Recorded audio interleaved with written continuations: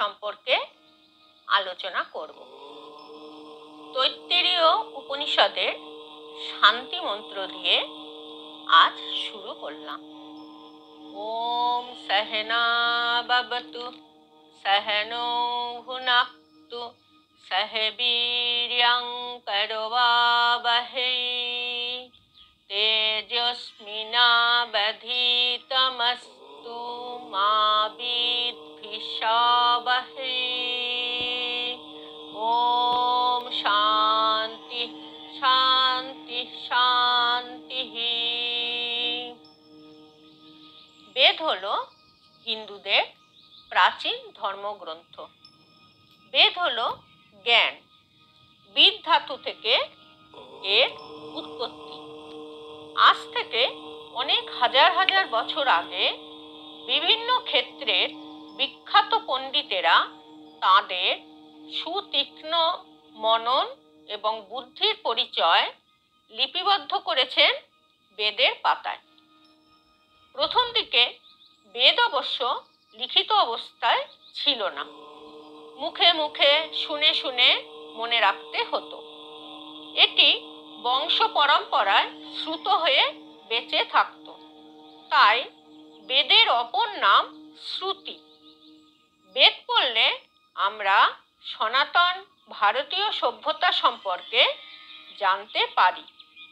বেদ ভারতীয় সভ্যতার সঙ্গে অঙ্গাঙ্গিভাবে জড়িয়ে আছে। বেদ পাঠের মাধ্যমে আত্মার উন্নতি হয়। আমরা আমাদের ঈপ্সিত পথের সন্ধান পাই। মানুষ নিজেকে চিনতে পারে, মহা প্রকৃতির সাথে একাত্মতা অনুভব করতে পারে। জটিল জীবনে যে কোনো সমস্যার সুচারু সম্পাদনে বেদের গুরুত্ব অপরিসীম। বেদ এখনো আমাদের হতাশ সমস্যা সংকুল জীবনে আশার বাণী বহন করতে পারে। তাই বেদ পাঠ আমাদের অবশ্য কর্তব্য। বেদ পাঠ করলে আমরা মানুষ হিসাবে সফল ও সার্থক হতে পারি। বেদকে 4টি ভাগে ভাগ করা হয়: ঋগ্বেদ, সামবেদ, যজুর্বেদ এবং অথর্ববেদ। প্রতিটি ভাগের নিজস্ব রূপরেখা আছে, আছে বিন্যাস এবং প্রয়োগ পদ্ধতি। কিভাবে কোন বেদটি পাঠ করা হবে সে সম্পর্কেও সুস্পষ্ট নির্দেশনামা আছে। ঋগ্বেদ হল প্রাচীনতম বেদ। ঋগ্বেদের মধ্যে ভারতীয় বুদ্ধিজীবী সমাজের শ্রেষ্ঠ উপাদান নিহিত আছে। এই বেদ পাঠ করলে আমরা সমাজ এবং সংসার সম্পর্কে জানতে পারি। আমরা বুঝতে পারি কেন আমরা করুণাময় ঈশ্বরকে আহ্বান করছি। ঋগ্বেদকে আবার 4টি ভাগে ভাগ করা হয়: মন্ত্র, ব্রাহ্মণ, আরণ্যক ও উপনিষদ। ঋগ্বেদের মন্ত্রভাগের নাম সংহিতা। স্তুতিগানের সংকলনই হল সংহিতা। যাগযজ্ঞ ক্রিয়ার বিধিনিষেধ, মন্ত্রপাঠ ও অর্থপাঠ সংহিতায় পাওয়া যায়। সামবেদে মন্ত্রগুলি গীত আকারে সংকলিত হয়েছে। সামবেদের মন্ত্রগুলি পুরোহিতগণ গানের মাধ্যমে প্রার্থনার সময় বা যাগযজ্ঞের সময় ব্যবহার করতেন। যজুর্বেদে গদ্য সংকলিত যজ্ঞাহুতি আচার অনুষ্ঠানের পদ্ধতি লিপিবদ্ধ আছে। যজুর্বেদ 2টি ভাগে বিভক্ত। 1 নম্বর হচ্ছে শুক্ল যজুর্বেদ এবং 2 নম্বর কৃষ্ণ যজুর্বেদ। সর্বশেষ বেদটিকে বলা হয় অথর্ববেদ। ঋগ্বেদ, সামবেদ ও যজুর্বেদে যে সকল মন্ত্র ব্যবহৃত হতো না সেগুলো অথর্ববেদের মধ্যে দিয়ে দেওয়া হতো। অথর্ববেদে বৈদিক মন্ত্রগুলো বেশিরভাগই ঋগ্বেদ থেকে সংকলিত। অথর্ববেদ আবার দুটো ভাগে বিভক্ত। 1 নম্বর পৈপল্লাদ এবং 2 নম্বর শৌনকীয়। দৈনন্দিন ক্রিয়াকলাপে আমরা কোন মন্ত্র কিভাবে প্রয়োগ করব তা লিখিত আছে এই বেদের পাতায়। ঋগ্বেদের ব্রাহ্মণ বিভাগে গদ্য আকারে রচিত ত্রস্ত, ব্রহ্মবিদ্যা, উপাসনা প্রভৃতি বিষয়সমূহ শিক্ষা দেওয়া হতো। আরণ্যকে গদ্যে রচিত বানপ্রস্থ বিভাগে অরণ্যবাসীদের কিভাবে জপ, তপ, ধ্যান, প্রার্থনা, উপাসনা ইত্যাদি শিক্ষাবিধি নিহিত আছে। বানপ্রস্থে যাগযজ্ঞাদি ইত্যাদি শিক্ষা দেওয়া হতো না, কারণ অরণ্যবাসীদের পক্ষে তা ছিল কষ্টসাধ্য। যাগযজ্ঞ প্রধানত গার্হস্থ্য জীবনের শিক্ষা ছিল। গৃহীরা যাগযজ্ঞ অনুষ্ঠান কিভাবে করবে তা এই গার্হস্থ্য জীবনের অঙ্গ ছিল। উপনিষদ হলো বেদের প্রধান অংশ। ব্রহ্মবিদ্যা উপনিষদে বিশেষভাবে ব্যাখ্যা করা হয়েছে। উপনিষদ হলো মুক্তির বিজ্ঞান।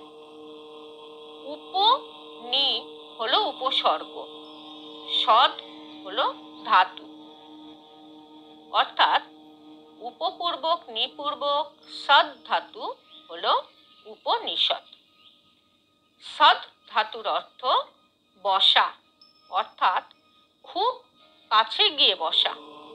গুরু শিষ্যকে কাছে বসিয়ে যে উপদেশ অর্থাৎ আত্মার জ্ঞান, ব্রহ্মের জ্ঞান, শাস্ত্র জ্ঞান ইত্যাদি দিয়েছেন তা শিষ্যরা মুখে মুখে শুনে কাজে লাগিয়ে তারা মুক্তির উপায় লাভ করেছেন। সত্যের উপাসনা সাধনা না থাকলে প্রকৃত জ্ঞান লাভ হয় না। পূজার্চনা, যজ্ঞ বাদ দিয়ে উপনিষদে মুক্তির উপায় বর্ণনা করা হয়েছে। বেদের যে 4টে ভাগ অর্থাৎ মন্ত্র বা সংহিতা, ব্রাহ্মণ, আরণ্যক ও উপনিষদ, এদের পরস্পরের মধ্যে একটা মিল আছে। উপনিষদ বেদের সর্বশেষ ভাগ, এই জন্য উপনিষদকে বেদান্ত বলে। বেদে এই 4টে ভাগ আবার কর্মকাণ্ড ও জ্ঞানকাণ্ডের মধ্যে পড়ে।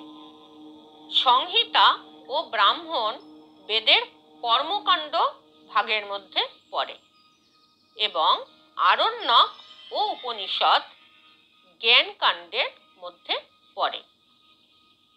কর্মকাণ্ড মানুষের জীবনের চলবার পথে সাহায্য করে। আরণ্যক ও উপনিষদ বিভাগ দুটি জ্ঞানকাণ্ডের মধ্যে পড়ে। কিভাবে মানুষকে মোক্ষের পথে, মুক্তির পথে নিয়ে যাবে তাই শিক্ষাদান করা হতো। তাই উপনিষদ হলো মুক্তির বিজ্ঞান। এই পর্যায়ে পরম পুরুষোত্তম ভগবানের কাছে মিলনই মানুষকে জন্ম মৃত্যুরূপ মহা ভয় থেকে মুক্ত করে। বৈদিক ঋষিগণই শুধুমাত্র বেদ উপনিষদ নিয়ে আলোচনা করত না, অনেক মহিলা ঋষিগণও এই বেদ জ্ঞান লাভ করেছেন। বিদুষী মহিলা ঋষিগণকে বলা হতো ঋষিকা। তাদের মধ্যে গার্গী, মৈত্রেয়ী, লোপামুদ্রা, মেধা ইত্যাদির নাম উল্লেখ আছে। প্রাচীন উপনিষদের মধ্যে পড়ে বৃহদারণ্যক উপনিষদ ও ছান্দোগ্য উপনিষদ। ওম হল ব্রহ্মের প্রতীক। আত্মাই ব্রহ্ম।